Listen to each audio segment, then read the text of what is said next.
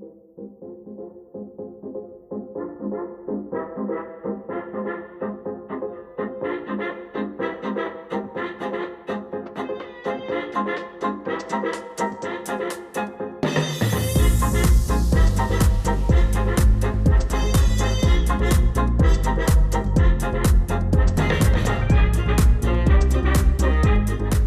up, Tom?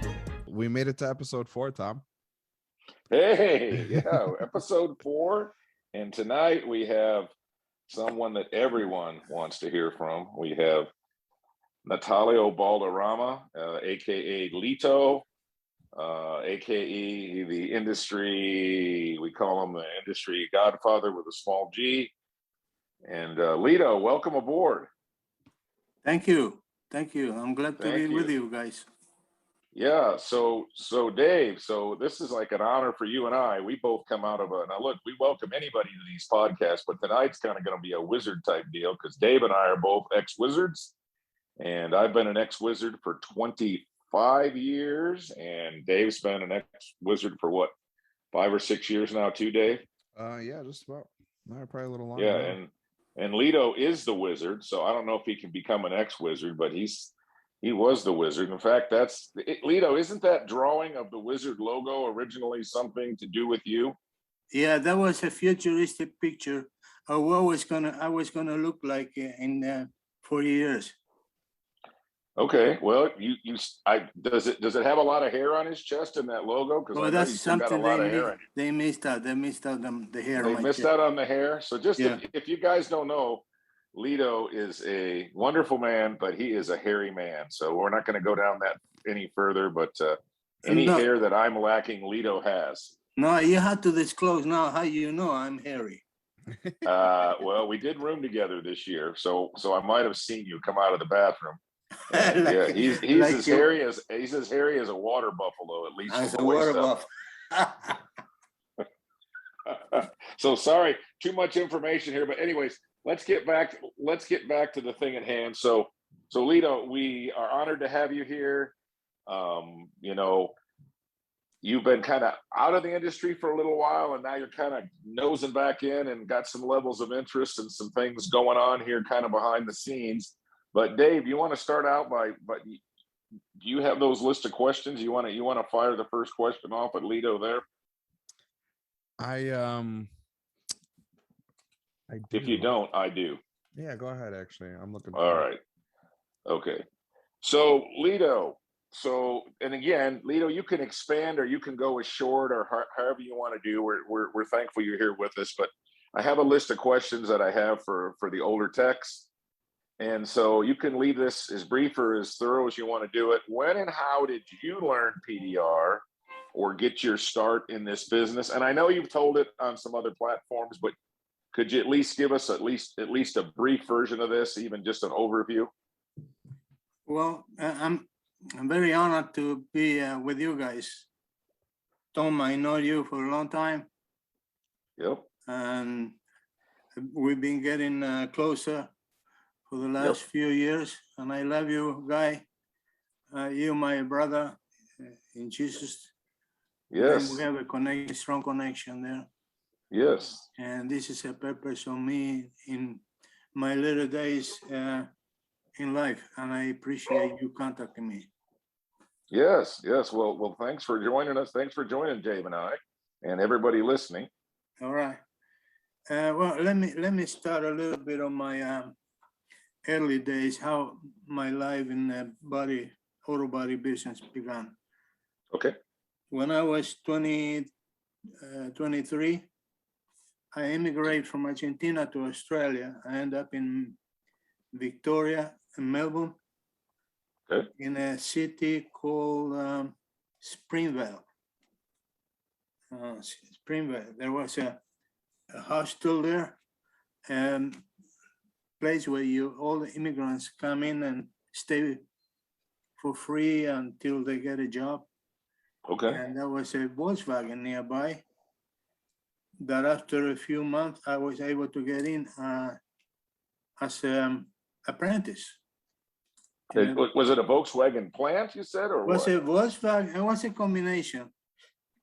It was Volkswagen that was famous by Volkswagen, but they actually have a partnership with Nissan, which was Datsun at that time, Okay, yeah, yeah. and Volvo. They were Okay. producing the 244, all the Volkswagen range, like even the bus, the mini bus. Oh, yeah, yeah, yeah. The Busasaurus, yeah. Yeah, the Passat, the Beetle, and the Datsun. They were doing the 120Y and 180B. At the Okay. end, they produced the Bluebird, which was known as a first four-cylinder limousine. 4-cylinder limousine. Okay. A first four-cylinder limousine, four-door, a four-cylinder. Okay. Okay. And now I start working on the line, on the production line, on a metal finish line. And I learned everything that needs to be learned. I learned how to weld, I learned how to do shrinking, metal shrinking, I learned how to do lead, Yeah, brass, wow. yeah, everything that needs to be known as a panel beater. That's what the name of the trade is over there. And I used to fix dents, and about 2 years after being in that place, they put me off the line to repair big dents on doors. Damage. And that was still done traditional auto body ways. Well, that's metal moved you over finish. there. Okay, Metal right. Yeah, Yep. yeah. File and a lot of patience, no lights. You see what your file is doing, and you follow your marks. Okay. Now, there were big dents. There was a section in the factory where they only did that. They were like people going to special schools to learn that. I learned that just by looking at. And I was working in that area on the tables, on the benches, doing big That's dents. cool. I mean, talking about big dents, about maybe 3/4 size, 3/4 part of the door, big dent, huge dent. Okay. And I was doing that until I decided to go back to Argentina. I made some money there. My wife was working at that time too in the same factory. We went to Argentina after the first year. In Argentina, I lost almost my last name. I lost everything. Oh wow! Just the economy tanked. Yeah, well, the economy and bad people, and I would say, always been a Christian. I had the tendency to believe in people. Okay. And now I'm learning that the only thing that you can believe is the Lord Jesus Christ, and nobody else. And you fall in a little bit on that category, Tom. I Yes. believe in you because you talk about Jesus a lot. Well, about 2 years being in Argentina and almost lost everything, I decided to go back to Australia again. My wife was pregnant with Jonathan at that time. Okay, yeah. She was 7 months pregnant. We end up in a place, we rented a place in called Clayton. It was about 3-4 blocks away from the factory. I went to the factory. Back to the same one, the Nissan? Same one, Okay. Nissan, Volkswagen, Volvo, yep. And now they put me again as a metal finisher because I had experience now. But about a few months later, there was a vacancy in the final line with all the cars coming with a final sticker ready to send it out in the lot for transportation. Okay. And that was when they were doing tiny little dents on lines, like PDR, on the final line. The inspection, if I have a dent, finish the dent, they put a sticker, okay, the yellow sticker, send it outside and ready to go. And what kind of tools were you using? I was using some of the tools. Some of them they allow me to have from people that were there before, and many are new tools I made myself in the factory. I asked permission, and for the mechanics to give me some material, and I used to do it myself. So was somebody else doing PDR there before you? Yeah, or, but or okay. we're talking about very tiny, Tiny little, right? tiny Little little tiny, dents. yeah. Yeah. Okay. Anything else bigger will go outside the line into an area where we have a couple of benches. Okay. But those repair were dented, and how you say? Scratched. No, it was destined to be filed and repainted. Oh, okay. All right. Yeah. Okay. So they're gonna go Yeah. off the line and get repaired in the plant, right? Okay. Okay. Yeah, with the file and grinder and everything else. But Okay. now, being in that position, I didn't want to work on the line because it was too boring. I mean, I always was very fast on my job, very fast. And I was, like going back to the first time I went to Australia on a metal finish line. Before, there were 4 people, 4 body men, 4 metal finisher on each side. Okay. After I got the experience going back the second time to Volkswagen, I was just by myself doing both sides. Oh, wow. And I was doing repairing dents, fixing and filling up holes with bronze, welding here, buffing here. Sometimes retouching the lead because the lead wasn't properly filed. Yeah. On the roof joint with the rear pillar. Yeah. And what that gave me, I mean, I love the job so much. I learned it so fast. And then I didn't like to work on the line anymore. That's what I asked to be on the bench all the time, repair big repairs. But yeah. While the other people were doing the bench, they were filing everything and sending it to repaint. I was saving everything. So you decided to ask them for more money then? Like, hey, I'm no. Let me tell you what happened there. After doing so many good repairs, and I was seen surrounded by people didn't do the same thing as I did. One day, my foreman approached me and said, I was known by Lito then, not Natalio, because Lito is a diminutive of Natalio. Natalito. Yeah. I was young then. Now nobody can call me Lito. I'm too old. I still call you Lito. Okay. Whether you like it or not. Okay. I forgive you for that. Okay. Now, this foreman approaches me and I said, Lito, we have a lot of cars outside, 180B, the Datsuns. Yeah. There are like 20 cars lined up on the same line. It looked like somebody walking through the lot. Those cars were ready to be on top of the truck and leave the plant. Yeah. And somebody jumped on them or something. Oh, they have to repaint. They go into the body shop, where automatically goes to the knife. Plant body shop. Okay. Yeah. And then they say, well, I need your help, because they knew what kind of work I was. I was the only one doing it. Everybody was filing the job and repainting. The best they could do was push to paint, but I never did push to paint. Okay. Either. And then they said, well, they have a few cars all damaged in the same place, on top of the front fender, on top of the wheel well. And I went to take a look. They were like a melon size. Wow. Dents, big dents. Like somebody giving those cars a big whack. And a big whack. There we go. Yeah. Is that English?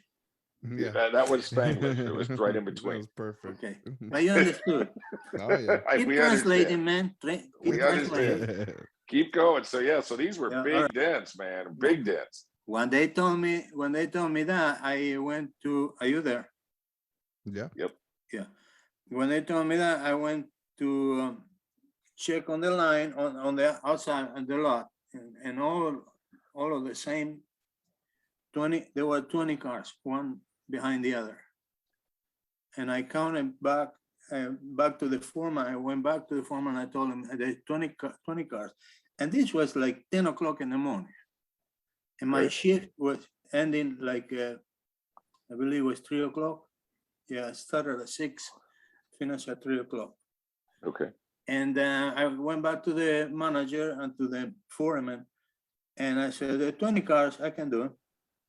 And they look at me and they said, well, you finished this week? No, I finished today. You just remember, those days we didn't even use light. I don't even know what you were looking at. I have no idea. Well, I was looking at the edge of a car parked on the opposite side. And if I working on the roof, I was watching on the clouds, and always with my neck, stretching my neck, following the cloud movement, because there is nothing else to go by. You were doing these outside? Yeah, those cars were outside on the final Wow. living for being loaded on the trucks. This is impressive. And on top of that, they were on the sunlight. Wow. And I said, well, I do it. I mean, I was 5 hours away from leaving my shift, and I didn't want to stay because my wife was working near me, and we were both living at the same time, and I had to travel with her. Yeah. Well, in 5 hours, I finished those 20 cars. Wow. You tell me how I did it? Wow. Well, I can tell you how, Tom, because many things start making sense to me a few years back. By the grace of God, I was able to do the impossible. Yeah, that sounds pretty impossible to do 20 cars in 5 hours with melon dents. Yeah. Outside, and, yeah. The only thing that comes to my mind and to my heart is, well, I gave all the glory to God. That's it. Well, I did that, and as soon as I finished that, the following day, they checked the cars and they're all on top of the truck, leaving the plant. I said, everything's fine, beautiful, thank you very much. And I thought to myself, well, thank you is not enough, because I did something that nobody is doing it here. Right. I said to my foreman, I want to go to the office. He said, okay, let me set up an appointment. I went to the employment. Now, this was a union plant, right, Lito? Yeah, it was a very strong union. Yeah. Very strong. Now, I was working in near the hostel in Springville. There was a huge GM motor, which over there is GM Holden, I believe. Holden. Yeah, Holden. Right. Yeah. That's great. Yeah. And I tell you a joke after, but this plant wasn't that big. It wasn't that big at all. Although there were 3 brands being produced, there was not much production there. But Okay. Going back to the office, I went to the office and I talked to the employment manager or chief, whatever. And I said, I'm here to looking for a raise. And I said, what are you talking about? You working here? Yes, I want a raise. I'm doing something nobody else is doing. I need some more money. Otherwise, they said, no, we cannot do that unless you leave the company and come back again and negotiate all over again. What do I have to negotiate? This is all, like politics. What are you trying to tell me? That leave, and if I come back, I may be able to get some more money. That doesn't sound good to me. No reasonable enough. And then I said, well, I stay quiet, and I went home every day for a week, and I did my tools, my set of tools. I created a set of tools. And then at the end of that, I went to the factory. I said, I give you a notice. I'm leaving my job. And without doing any taste around the area. Oh, no, I'm sorry. Yeah. It was a vacation time. And during the vacation, I was able to make all my tools for 1 week. And then I load all my tools in my vehicle. I went to an area called Oakley. Okay. It was a very prominent being an interior of Melbourne, because we're talking about maybe 20 kilometers from Melbourne downtown. Okay. Yeah. And I went to this place called Brent Motors, Brent, and they have all exotic cars. They were even have Lamborghinis and Ferraris at that time. They have Rolls Royces, how you say, Maserati, Lagonda, and many brands, beautiful cars.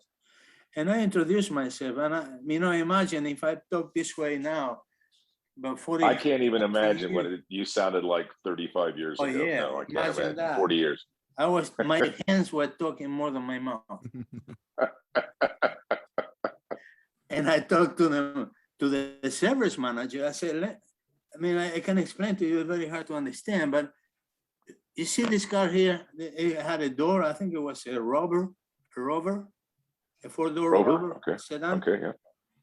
And I said, we're not compromised. I'm gonna repair this door for you to evaluate my job. And if you like it, you can give me more work. But I'm not gonna even charge you for this. They give me this Rover, and it was like a strainer, like a parking lot. This guy looked like somebody. He was parking next to him all the time and always banging on this door. Yeah, like 25 dents, 30 dents, something like that. Yeah. Not that big, but they were there. And about 40 minutes later, came back to the guy and said, well, look, take a look. And I showed him the door, and there was a left rear door. And he said, oh, let me go to the other side. No, this is the side. Oh, he thought you thought it tried was to pull one side. over on him until it was the other side of the car. Yeah. I turned the car around. No, this is it. And after he saw the rear door on the other side, that it wasn't dense, and he said, wow, he got all the managers outside, the owner, everybody outside. And he said, look at this door was like this, like that, and then this guy in 40 minutes he fixed it all. And he said to me, that's the box of all the keys for all the cars. Whatever you find, you do. Don't even ask. Oh, he gave you the whole. That's it. Like carte blanche. Go fix whatever. Yeah. Oh, carte blanche. Yeah, and they told me, don't even come and bother me to show me what you have. You just do it and give me the bill. At that era, I was charging like $45 per pound. Now, Lito, what year is this? Oh boy, that was 82. 82. That was where the Falkland Island War. Oh yeah, when the British invaded the fall. Yeah, that is 82. Yeah. Yeah. And Johnny, I think was 2 years old, 3 years old.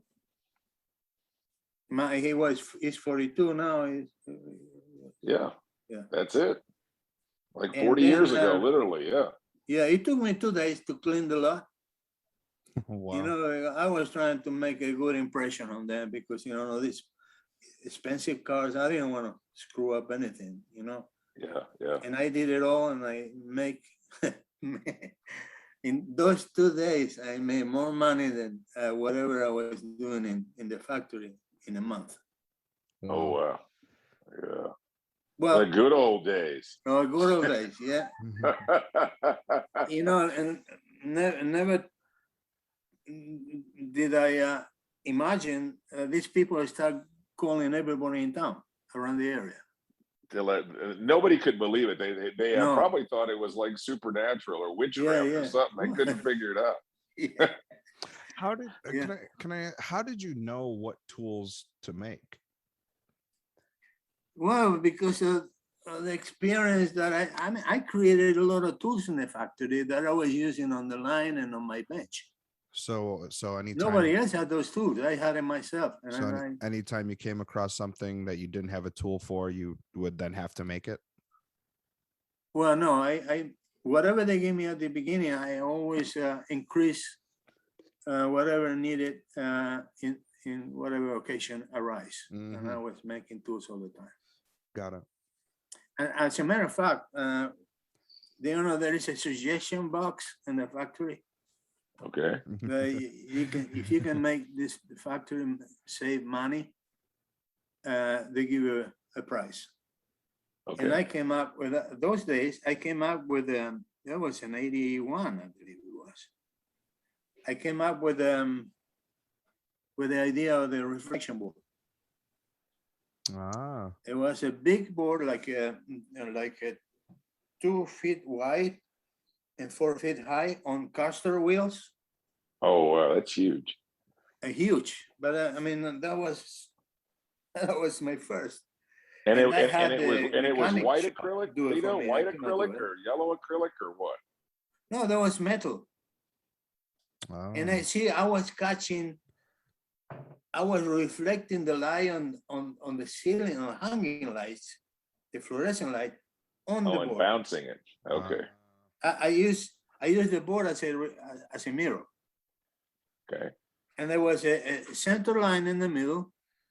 There was on top, there was a horizontal line, and then 2 diagonal lines starting from the top of the center line, meaning it looked like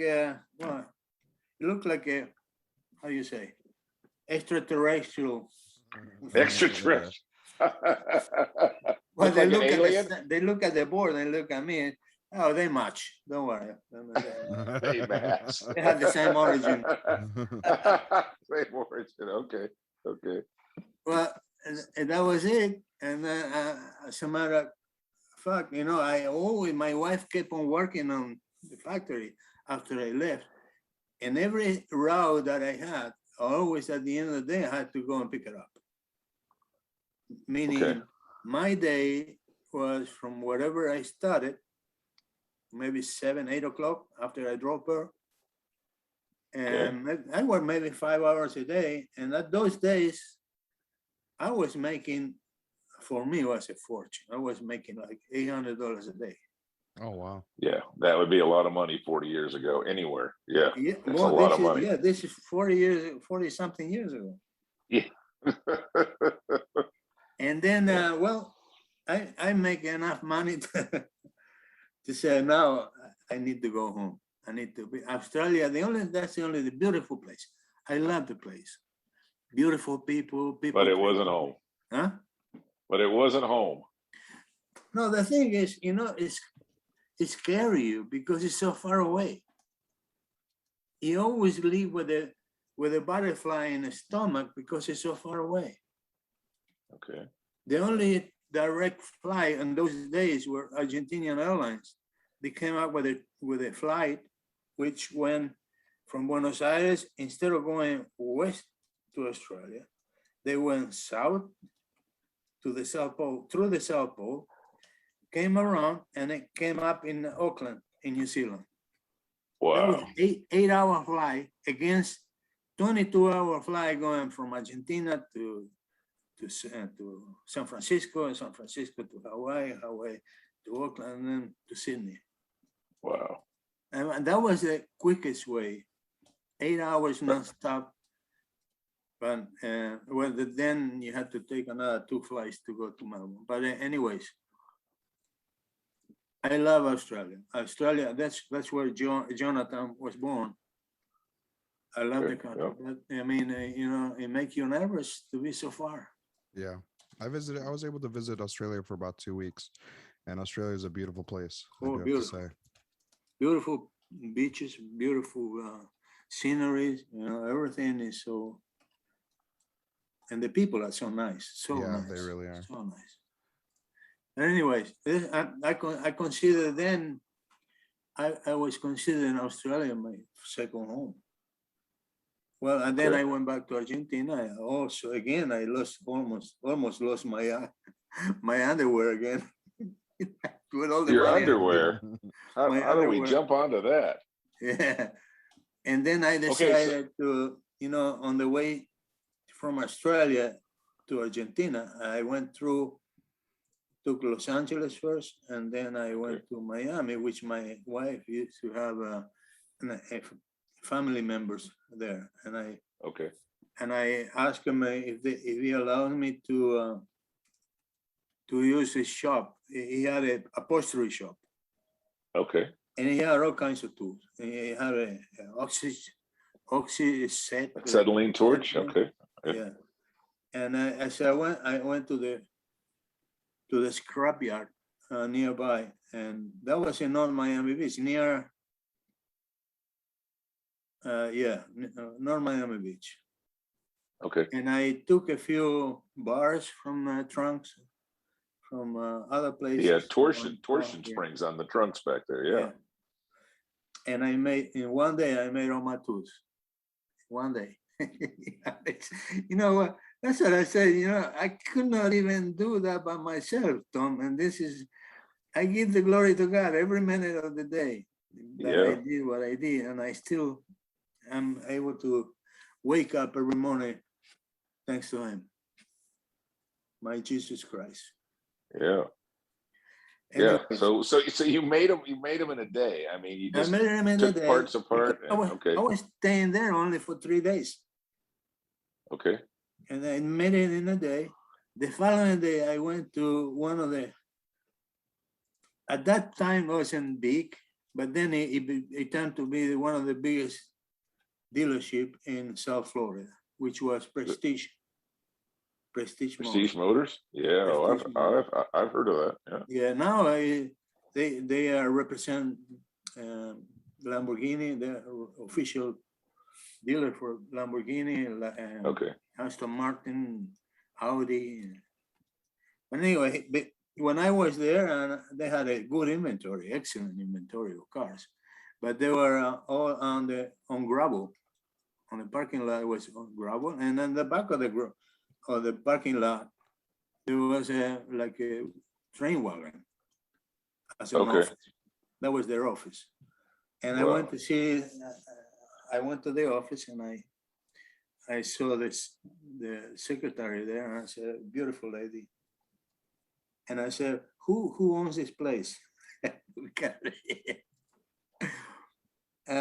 What do you want? I want to offer him a service. For a service, I don't think he's going to be aware. He's never seen. Yeah. Okay. And this guy, he was as crazy as me. Beautiful guy, crazy. Okay. What was I can't remember his name. A beautiful man. Shorter than me, imagine. Wow. And he said, you know, I said to him, I did the same presentation I did in Melbourne. And they gave me the same car. That's it, a Rover. Oh, they did, huh? Same thing, white Rover. And I did it again in half hour. And he said to me, okay, come 1 or 2 times a week. I'm gonna use you here. Do whatever you need. No, he never. So this was only your 3rd day in Miami, but you already landed an account accidentally or otherwise. Well, because my wife's uncle used to live around the corner there. Okay. I didn't know anything about Miami. Earth David, that was his name. Earth David. Okay. Now, he never trust me like people in Australia. They need to check every car to make sure that they have dents. I don't care because I never tried to rip them off. Yeah. On anybody, anyways. Yeah. Right. And I did all his cars and his Lamborghinis and every car they have, and they recommended me to nobody because they said if he's gonna recommend, he told me eventually, if I recommend it to you, you'll never show up here again because you'll go to my competitors and it's tough. It was tough with me. But anyways, eventually I find out, and I was spending 2 weeks in Miami, in Florida, and I was going back to Argentina for 2 weeks. Okay. Making some money, amazing. Tom, amazing. I want to leave that for the end. Okay. And then I find out about Auto Toy Store, a place in Fort Lauderdale, which they used to even have Formula One cars, which nothing to do with me. But I tell you the caliber or the dealership of this place. You know, they have many cars, like Rolls Royce, Bentleys, and all of those vehicles, beautiful. And also I made a presentation, and of course, let me do all the cars. And I was working there, and I started expanding to other places, you know, only Mercedes, you know, this kind of Highline cars, Yeah. BMW. I never went for Chevrolet or Ford because I didn't want to start spending any time trying to convince people they didn't want to pay. that they Right. need to You spend go so where the much. money is. Yeah. Yeah. But I was doing the car for auto toy store for more than a year. And one day, Morris Shirazi was the guy in charge of the place. He said, Lito, come here. I need you to take care of a friend of mine.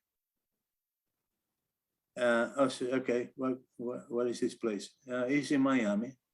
And going back to Herb David and Prestige Imports, one day coming out of there, I crossed the railway truck and I saw a lot of Rolls Royces outside a garage. Okay. And I stopped there and I tried to introduce myself. And I told this guy, you know, I was speaking much better English. 1, 2, 3 years in my pocket. Still people didn't believe me, didn't understand me. But anyway, I was determined.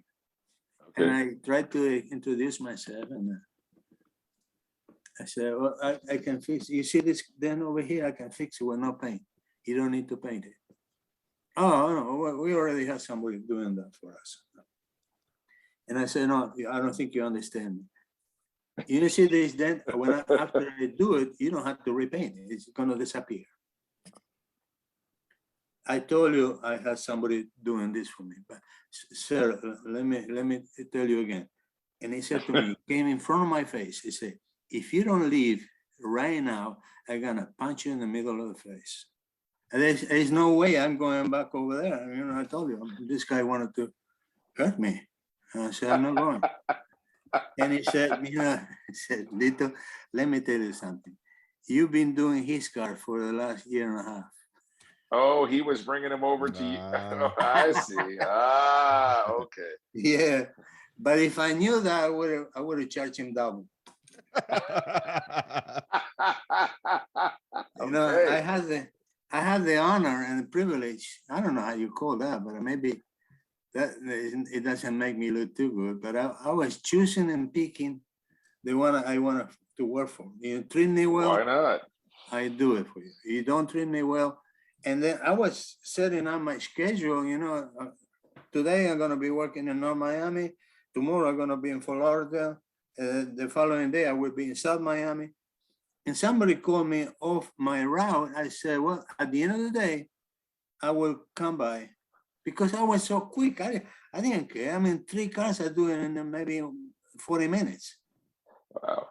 And then I said, yeah, I need you tonight. Please come over. I have 1 car. I said, no, I'm not going out on my route for 1 car. For 1 car, At least yeah. you need to give me 3 or 4. Okay, whatever you need. You come over. I got him ready for you. Well, and this guy, eventually I find out that I was doing his cars. But anyways, my day, you know, I can think of it today. And I think, you know, how can God give you grace and give you all that? I don't know if I deserve that. Okay. You know how much I was making every day then? And we're talking about 40 years ago. Oh, I have no. I'm guessing 4,000. I have no idea. I have no idea. If I didn't have 2,500 by lunchtime, I was really angry at myself. You were angry? Yeah. You failing, Lito. You failing. Oh my goodness. 2,500 40 years ago. But this was not the total. The total is still going on in the afternoon. It was going to be 35 or 4,000 a day. Wow. That's what I was working only 2 weeks, and I was going back to Argentina for 2 weeks. But anyway, by the glory of God only, even if I didn't deserve it. But So you were running a full route yeah, at about 2 weeks a month. 2 weeks 2 a weeks out of month, the month. Yeah. roughly 4,000 a day, and working on how many cars per day? Would you say on I average? can't tell, but I mean, maybe 25, 30 cars. A day. Okay. Wow. Okay. Okay. I'm starting to feel really insignificant right now. Wow. No, it's Tom, I'm with you because I Yeah. feel insignificant too. Yeah. I don't know how I did it. I'm telling Yeah. you. Well, I know how I did it. I Yeah. told you already. Yeah. You did it But through if the I had grace to of do God. it all Yeah. over again, forget the condition of my body and my joints and my Yeah. shoulder and my neck and my lower back. Even if my body was perfect or my eyesight, after being 40, your eyesight is gone. Yeah. I Hey, be don't see careful. myself. How can I do it? Yeah. And I had those crazy ideas of going home. I want to lose some weight. I didn't turn the air conditioning on. A friend of mine came and visited me. I said, well, why you know it's hot? The air conditioning is not working. No, I want to lose some weight. And So I you were was trying to using sweat it the off, huh? AC. Huh? You're trying to sweat Yeah. it off like And getting in the sauna. in my car, I never use the AC. That's why I opened the windows. You see my left arm completely black up to my sleeve. Yeah, I And then bet my that was right quite a arm farmer's will tan. be white completely. Yeah. Yeah. There you go. So pick up on this part. Somewhere one day you went to your big route, was it the toy store or whatever, and you're like, you started looking at some cars and you went, hey, what's going on with some weird looking dents? Yeah. Slide over into that. Well, one of the dealership was a LP Evans, Mercedes Benz. Okay. It was in 441 in Miami. 441, which adjacent to I-95 and maybe 3 blocks west of I-95. It's a huge metropolis there. Yes. Yeah. LP Evans, Mercedes Benz, which the manager there said, Lito, welcome. Always come. If I didn't show up the last week, the prior week, he would treat me like with coffee and you want any donuts? And I bribing said, you to come back. one day I found a Mercedes-Benz 450 SL, a little one. Somebody shot the trunk. I don't know, was it 22 or something? Oh, pellet maybe? Yeah. Okay. It didn't went through, but it made a very sharp dent. I was able to put the dolly behind. I bought it flat, completely flat. The only thing I need to do now is small touch up and nobody will notice. Okay. But then again, the next time I showed up, I started seeing funny things. I started seeing somebody messing with some dents because I don't want to say anything, but for me to pick somebody else been working because the result was maybe it wasn't too good, but okay. I went back to the manager. Too good. Okay. Maybe I went back to the manager and I said, listen, Ron, is somebody messing with your cars other than me? Because I see some repair that don't belong to me.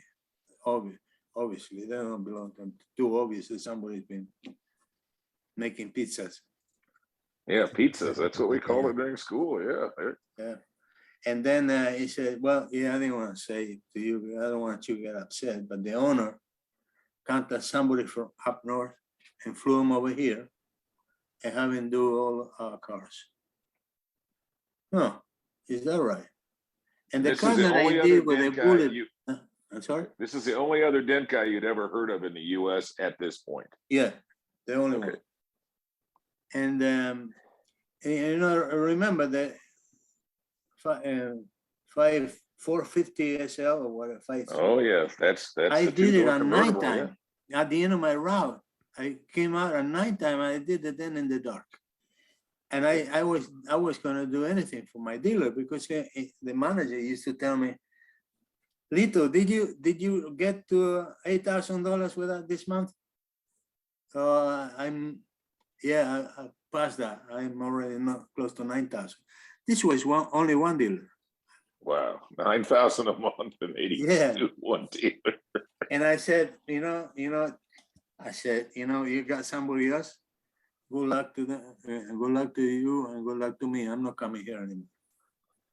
I dedicate my time to other people that. So you left. I was throwing away $9,000 a month. But I was. But it was the principle. They were using somebody else and lying to you. Well, I don't know. They wanted to do a deal with somebody else to train somebody. Right, but they lied to you because you asked them if somebody was doing it, and then one guy acted like he didn't. Well, they didn't lie to me. They didn't give me the information, and they only gave me the information after I asked. Okay. But anyways, that was it. And that was the reason why, I can't remember whether before or after that, the people from St. Louis called me.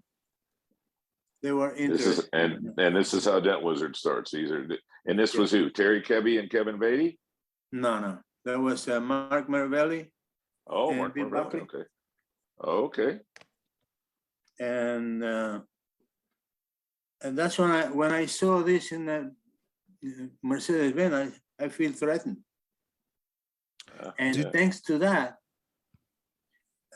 give me the opportunity to look for an attorney to start organizing the deal. And Buckley and Maravelli, were they body shop owners or Ferrari? No, they were selling and buying cars in St. Louis. Okay. They have a nice warehouse. Did you know if there were other people doing PDR? Well, then I find out about somebody in Springfield, Missouri. Okay. But not before I went to Missouri to do the demo. Before that, you didn't know anyone who was doing what no, you were I doing? Didn't know anyone. Other than whoever was doing his lot, picking at his lot. I know who was, but I don't want to say. Yeah, that's fine. That's when you found out, the other people know about this process. Yeah. It's time to duplicate yourself. If I went along with what the results that I saw, I shouldn't have been concerned at all. But the fact that they hide that to me. Yeah. They're really not concerned. It made me jump, because I was so comfortable, in my territory, my dealers. Right. But anyways, I talked to Mark Maravelli on the phone. I said, why did you come on and do us a demonstration when I need to buy if you organize a franchise? Yeah, I'm already doing that. Well, I want to buy St. Louis from you. Okay, well, let me set up a trip. I'm going over there and meet you there. And I made a reservation. I went over there, and they have a lot of cars on the back of the office, like a warehouse, which eventually was the place where I used for training. Okay. First two training, then we saw training, I did it there.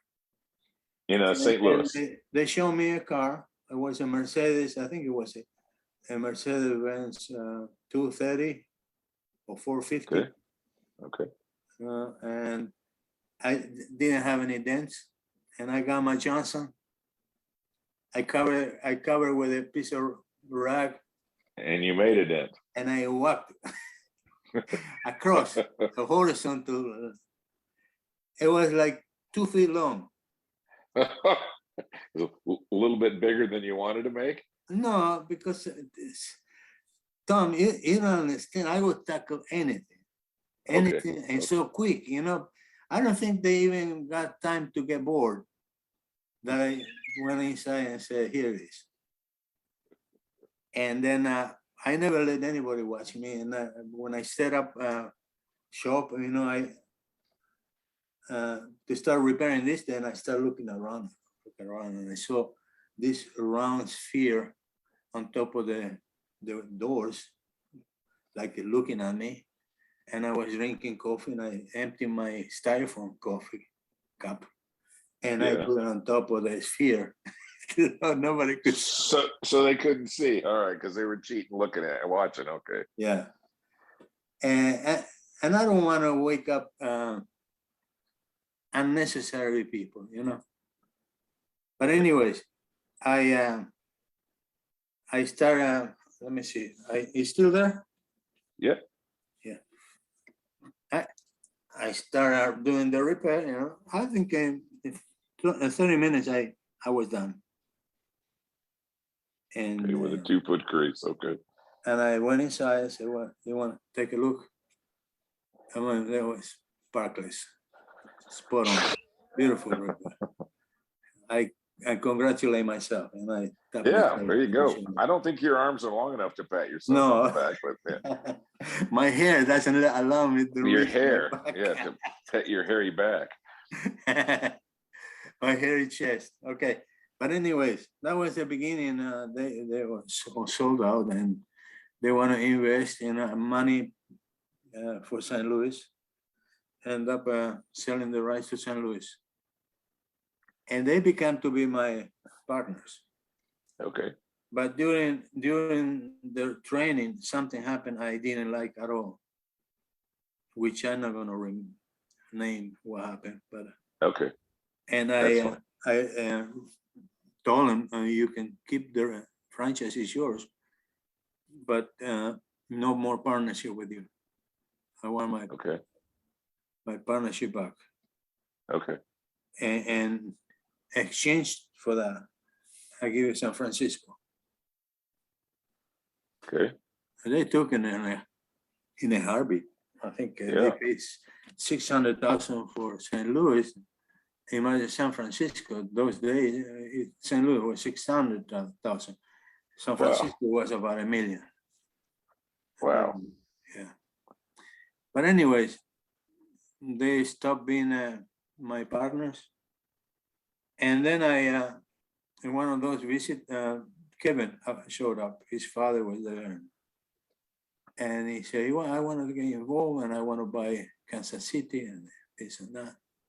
But I want to be part of it. And I said, okay, come and work for me in Miami, and I give you a job.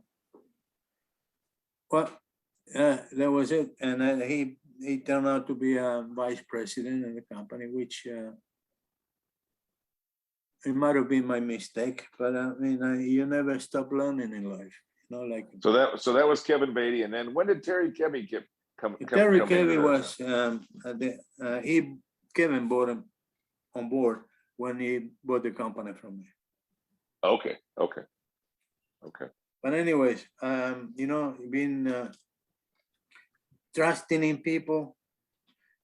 I may never learn that, but I don't care. You know, everybody had to give answers to somebody again at the end, which I know what my answer will be and what my response I get.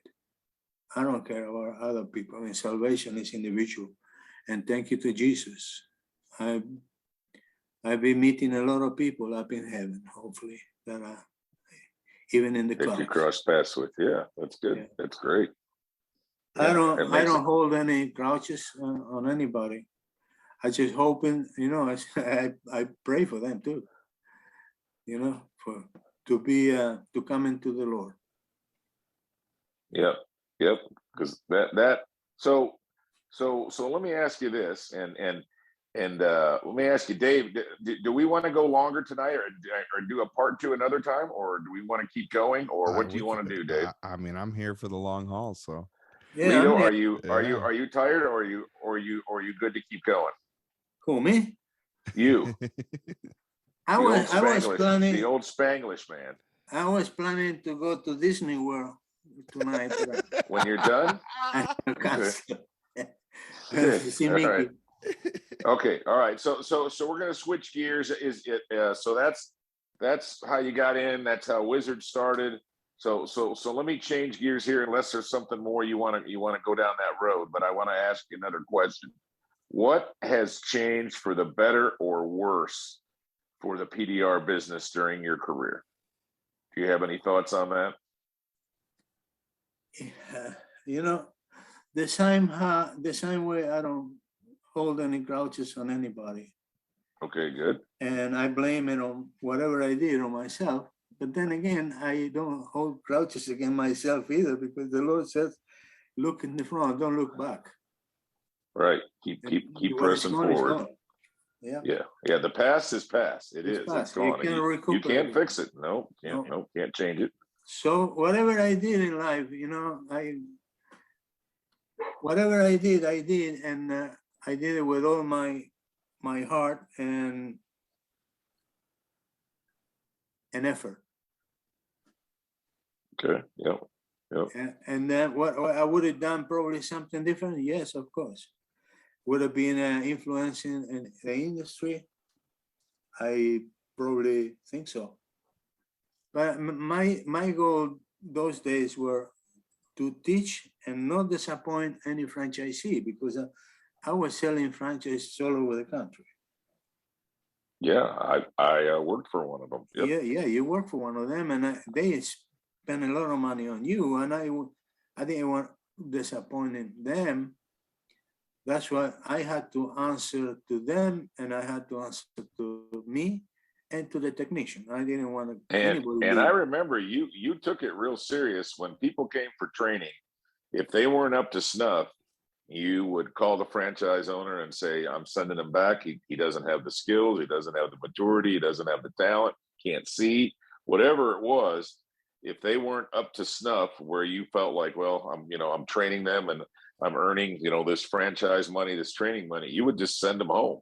I mean, this is completely different from guys that goofed around or did stupid things. If they just didn't have the talent or the ability, you would call up and say, send me somebody else. This guy's not going to make it. Yeah, correct. Some of the franchisees were, let's keep him one more week, but this is your loss and my loss too, because the space this guy is taking in my warehouse, I could use somebody else who really have the potential to do it. I don't want to hurt anybody's feeling, but I mean, if the guy in 3 weeks is not doing what everybody else is doing, he needs to go.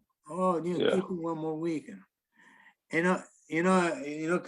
Coming back to training in St. Louis, I had a couple of guys which it wasn't so great, but that was my first training, and I had to train myself too, how to behave, how to train, because nothing happened before like that. And one of the guys kept on coming to me and say, later he said, I got some problems looking at the dents, and I can see the dent perfectly when I see a horizontal, but the problem on the side dents. So what do you see? Well, when I standing up, I see the dent clear using the reflection board. When I go with my head upside down, I lose sight of it. I cannot see it anymore. Okay. And I couldn't sleep the following night, the same night. I couldn't sleep, and I came up with the idea the following day. See, come over here. I want to test something to you. I want to test something on you. To remember, this guy, we were asking people, kind of athletic people, good shape. Yeah, young, right out of high school. Yeah. And this guy was kind of an older guy, overweight. And you have people overweight, but his face looked normal. This guy's cheeks were so chubby. And he was wearing contact lenses. Okay. And I came out with the idea, and that was it. See, when he was going upside down with his head, his cheek moved lenses away from the center of the No, it was really the gravity. I created a device with toothpicks to against his eyebrows and his cheek. I said, no, go upside down now. I said, now I can see. It was actually, it was like closing his view. You actually just like stuck a toothpick in to see if it would make, and it did. Yeah, making. I've never heard this story. That's hilarious. His cheek was preventing from his contact lenses to stay in place. Okay, sometime I'm going to ask you privately who that is. We won't ask right now, but anyways, I would like to know that. That's pretty I don't funny. think your cheeks are big enough. So, all right, yeah. Well, that is. So yeah, so yeah, so that's kind of what's changed. Better, what has changed for the better or worse? Where's PDR? Where do you see the PDR industry headed? I mean, you know, you've got to see this now like 40 years in the U.S. And you know, and I know back in your day, you were really about the quality, the artistry, and you know, and then once corporate America buys into it, it gets a little more. Diluted, I'm just not diluted. slandering anybody. It gets No, it just gets diluted, diluted, yeah. and standardized, and kind of more franchised, and it loses some of that artistry. But that's just the natural growth of corporate America. Yeah. Did you ever see it getting this big? I mean, as big as it got. Well, I never seen Wizard, it. I'm talking about. I mean, it blew up. It blew up fast, Oh, yeah. man. It was just And fast. what happened the last couple of years? It blew my mind. You know, the fact that instead of pulling the dents, by jerking on a piece of metal, Now we're gluing. Now we're. Instead of that, we are pushing back the dents with constant force. Now the paint doesn't peel that much, and you can still see, and you can bring a lot of areas up without distorting or with too much effort. I mean, this, you know, the glue pulling is amazing. It is. Yeah. It is. Yep. At those days, we didn't do any glue pulling. Right. No, I have to back up and tell one funny story. So I come to class in 1992, and I replaced somebody that you sent home. You said, and he was a firefighter. He was from my area. He quit his job as a firefighter, came down for training in early 92. And all I know is I replaced him, and I called this guy because I wanted to find out what it was like. And he said, everything's great. I thought I was doing okay. And then one day Lido said, I just don't think you have a future in this. You're not up to snuff. No hard feelings, and sent him home. And he came back and got his firefighter job back. That's the guy I replaced. So I come down in 92. I'm working for Steve Altman. And we also had Jim Bebot was part of that franchise. And I'm trying to think, Bebot had Kansas City also. Yeah. And yeah. I trained him for Kansas City. And I think Terry Kebby had a piece of that one too. I'm pretty sure. But anyways, there was split franchise. There was all kinds of stuff going on back in those days. But so I come down for training, okay? And so for those of you that don't know this, if some of you know what the master tool is, it looks like a leaf spring off a 57 Chevy. And it had a highly polished end. And that was we didn't have a tap down or a knockdown. That was a push down device. It was continuously beveled top to bottom, left to right, smooth as glass. And you would take it and press it right on the high spot that you'd made, accidentally or otherwise, and you would just push it flat, okay? But it was a real skill. We practiced it every morning. We do exercises, and you had to carry this around all day with you, okay? And this was your number. It was called the master tool for a reason, because it was your knockdown or your push down. It also had a hole in it, so it bent all your tools, all of the tools back in the day when I was there. We had a 31-piece set, I think, the bendies, they were all bendable, correct, Lito? Yeah. To some extent. Okay. I mean, you couldn't bend a Big Johnson in that. You'd have to bend that in a bumper or a floor drain. But anyways, that master tool that was literally had to be on you. I mean, even when you went to the bat, that thing was with you all day. Lito was trying to teach, this is the key to everything, your most valuable tool. So don't drop it. Don't goof around. Now, remember, I'm 31 years old when I go for training. A lot of the guys there are 17 and 18, and they called me Grandpa. And I got really ticked off because I was already 13 years out of high school, had a wife, 2 kids. I'd already seen, I wasn't going anywhere in life. I was working as an assistant body shop manager for a friend. driving a limousine at night, doing all that, still barely making ends meet. And so I'm down there, and I believe, my franchise guy told me, hey, you can make 75 grand your first year, probably 100 grand your second year. And in 92, I was making 35 grand. So I'm like, hey, so I believed it. So I get there, and Lito has a hard time believing these stories, but there was already an urban legend about Lito that, he's really nice, but if you mess up in class, you just get sent home. You get the famous airline, you get the famous page in his broken, send Tom Price to the office, please. And then you get an airline ticket and you're out of there. Your life just ended as you know it. And that was it. Okay. Did you have to wear the jackets, Tom? No, I didn't have Okay. a jacket. No, but we were not allowed to sit down. We could squat, kneel. You couldn't talk during class. And we were all, and this is not Lito's fault, but we were all terrified of Lito, because if something he didn't like in you, you were just going to get the intercom. His brother Oscar was going to come get you, and you were gone. It's just like you never saw the guy again. He was just gone. Let me what happened to the? What? Let me tell you when you lost a little bit of respect about me. What's that? When you saw me falling off my Harley Davidson. Yes. So Lito comes in one day. He's got this nice, big, fully dressed Harley, right? And Lito's not real tall. He's stocky. Okay. He comes in and he goes to turn around the bike in the back of the shop. And I don't know what happened. He turned too sharp or whatever. He couldn't get his legs to the ground.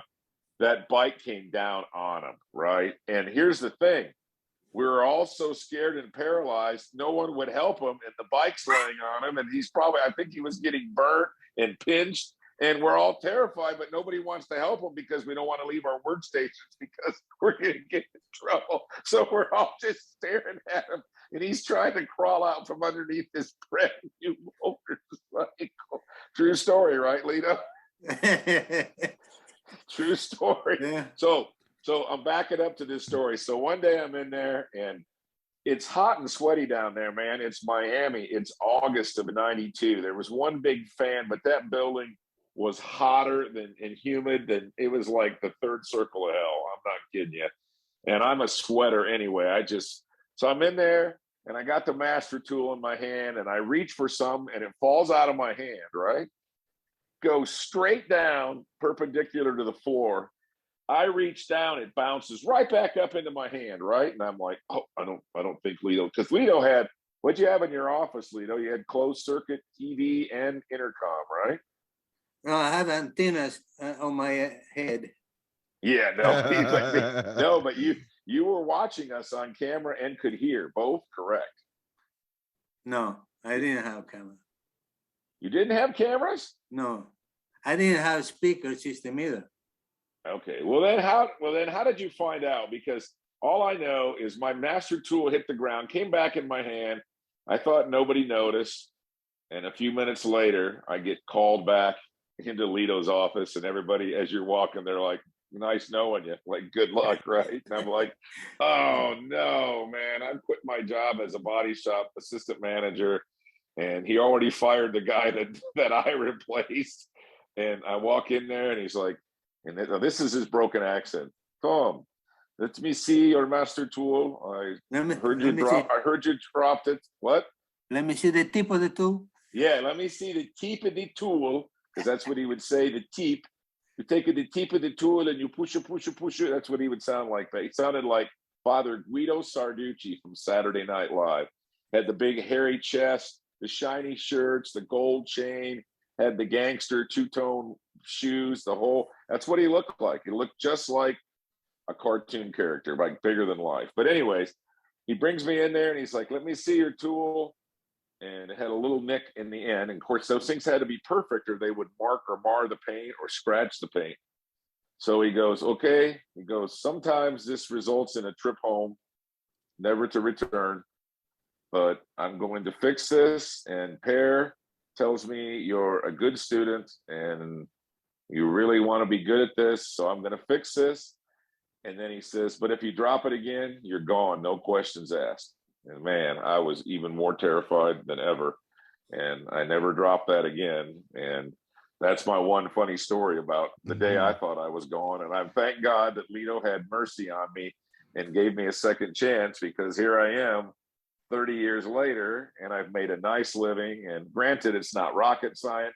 We're not, doing brain surgery, but we're doing a skill, a craft that I've been able to keep my wife, stayed home, homeschool our kids, private school our kids. And it's been a nice 30-year living. And I really give props to Lito, because he really wanted you to be good.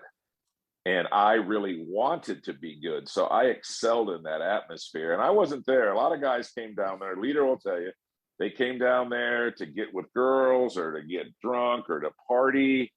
And I was there to get out of a mediocre lifestyle. And Dent Wizard provided that, and Lito provided that. And we don't have time to go on this tonight, but some other time, Dave, remind me to tell you some stories about the repairs I saw Lito do in class. They still blow my mind to this day. In doing a repair on camera, up on a screen in front, he was fixing the dent off the screen in the reverse plane. He wasn't looking at the reflection board. He was looking at himself at the front of the class, fixing the dent on a car at the back of the class in the reverse plane. Like when you go to try to comb your hair in the mirror, you ever done that? Yeah. He fixed the whole dent. Nobody got it except for me. I turned around, I said to the guy next to me, hey, you're not getting this. This guy, he's looking at the same screen we're looking at, but it's the reverse plane off of the car. And he's fixing this dent while he's talking about it. I was blown away at the talent. But anyways, Dave, what do you want to ask Lito? Yeah, there's like 2 or 3 things. So did you always just have a natural ability with the tools in your hand, or did they just start to become, kind of one with you when you had these tools? Well, let me say, I don't know, because everything came progressively. It fall into my hands, and maybe I'm sure God intervened in that, and not only intervening, helping me to succeed, but also to give me the capacity to be good at something that I really love to do. Yeah. And to figure it out. I would have never figured this out. I'm sitting here looking at a reflection board and I'm like, who figured this out? Right. I would have never, I might have been able to make a better mousetrap, but I never could have built the mousetrap. You built the mousetrap. And that's what's amazing to me, is who figured this out? And that was you. And you figured it out why you were doing it. Yeah. And then did you really made people wear jackets in class? Like when they came, they'd put a big blue jacket on. Yeah. What was the purpose or thought behind that? Well, that gives uniformity? you a sense of uniformity and respect. I respect you guys. I just expect the same thing from you. Nice. A uniformity. There's that picture that's on the Old School Rules site on Facebook that somebody turned in, and it's got that first class on there. Might have been Rick Hummert, and you are all wearing those little smocks with the logo, and you're all dressed up. Yeah. And Lito's got on like a white lab smock or something in the front. Yeah, it looks really cool. And that just, it does create uniformity. I saw the photo. I know what you're talking about, which is why I brought it up, because that's it's definitely a neat touch. It gives a sense of belonging. And everyone's here to, you're, once you put this jacket on, you're here to do something. You're here to, to work or learn or be a student. And I thought that's be professional. Yeah, exactly. Yeah, it's a really cool touch. And then what's the story with the reflection on the shoe? And that's a great one. Using your shoe as a reflection with the. Well, there were one of the trips that I did to California. I cannot remember where Lexus was. We had to meet with these people, in Lexus of America. Giorgio, I'm in a meeting here. I'll call you back. Okay, bye. Thank you, bye. And I had all the people from Los Angeles bringing all the tools for me. And there, somebody forgot to bring the reflection board. First, we didn't have a car. And this is your big chance to do your big Lexus demo and impress. Yeah. Yeah. One sec, no.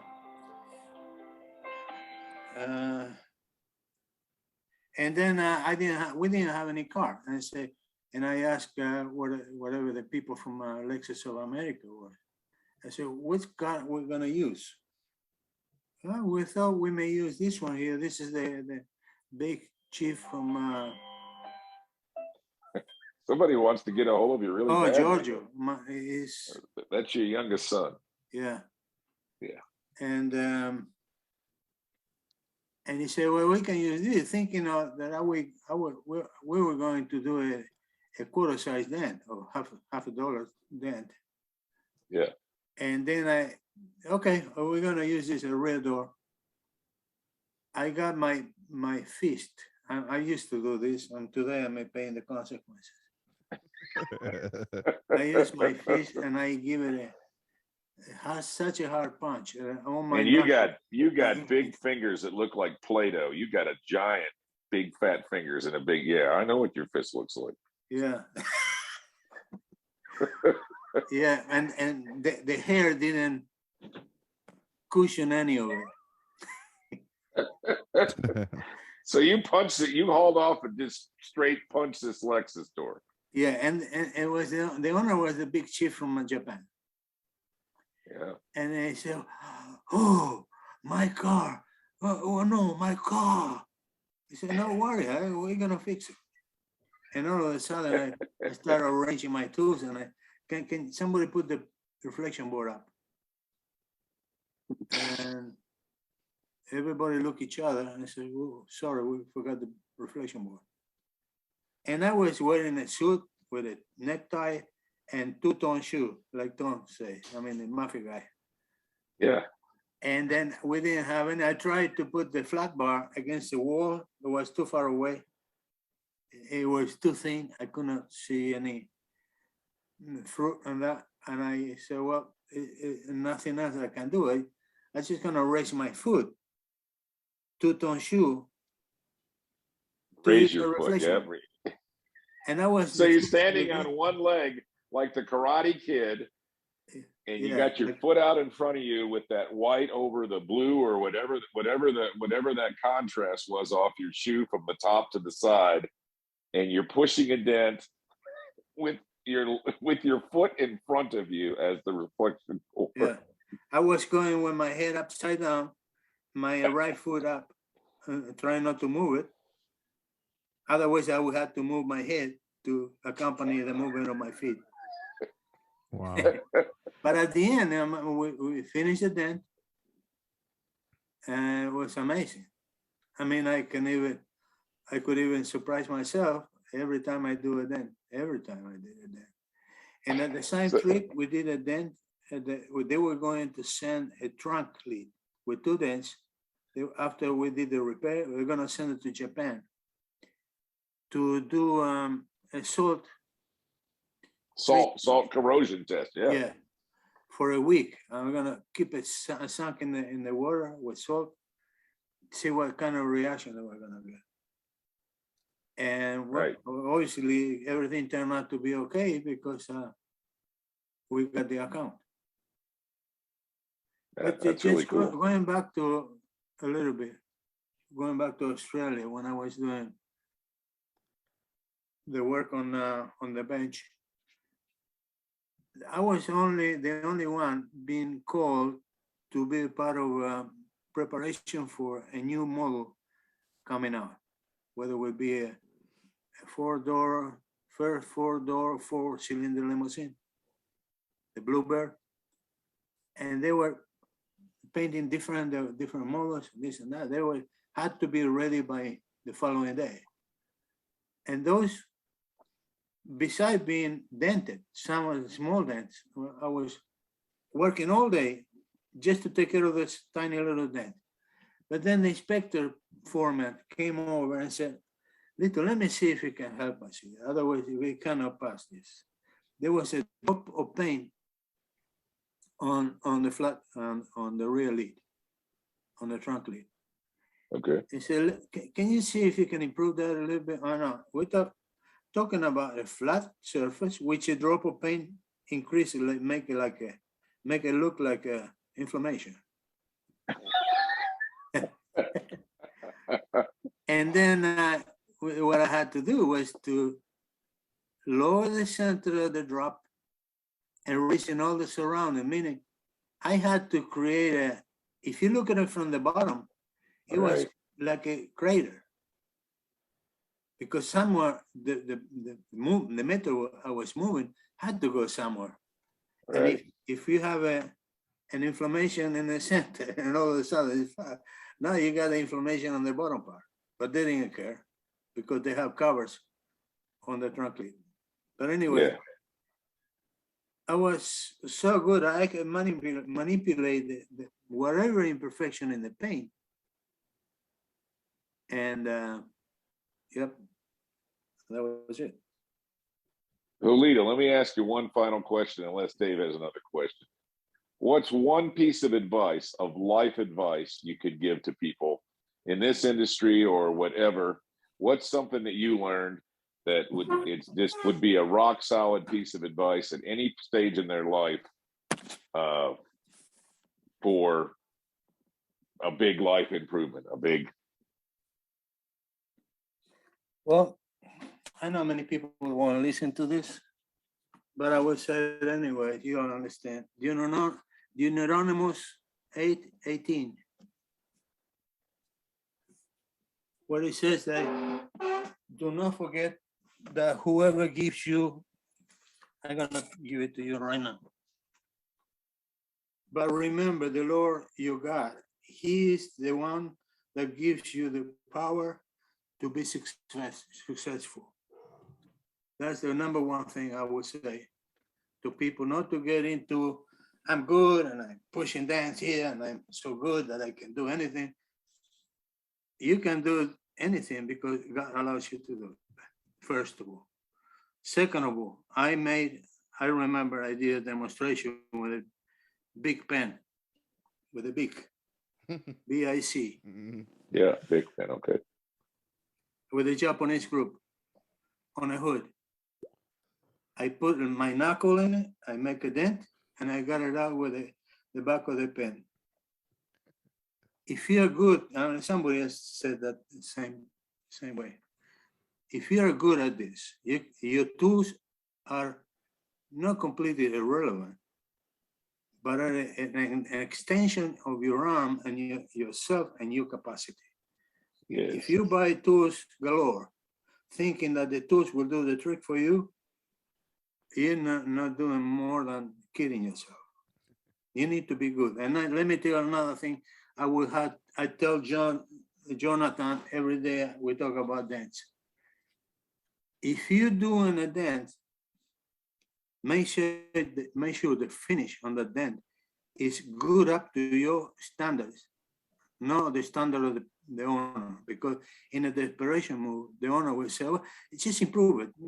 As long as you get it almost flat, it's fine for me. Because, you know, that person eventually, they pay maybe a little less money to go in to do a good repair. He'll forget that he told you that. And people will say, who did this job?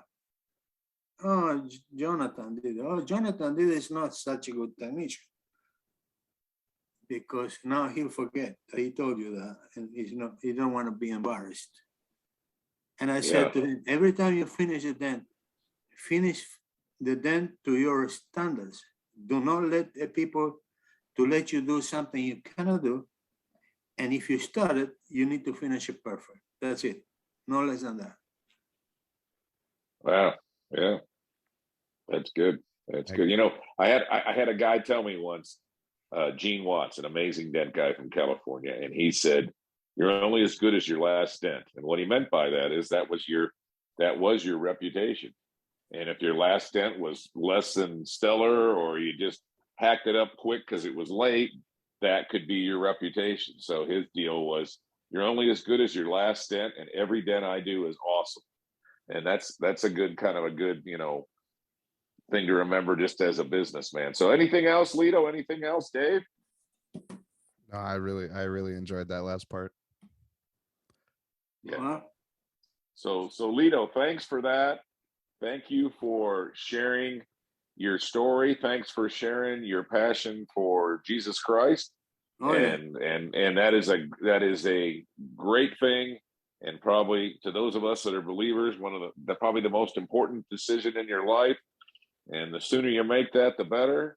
And as you shared through your story, you know that this stuff that you did really came from him. It was beyond a human thing to be able to do what you were doing. So anyways, so thank you for sharing with us. Thank you. And thank you, Lito, for doing this. And we appreciate it. And I know this is not something you like to do. So I take this as a privilege that you took time to share this with the PDR Legends podcast. And thanks, Dave, for doing this with me. And I really appreciate you as a partner in this. Lito, I love you.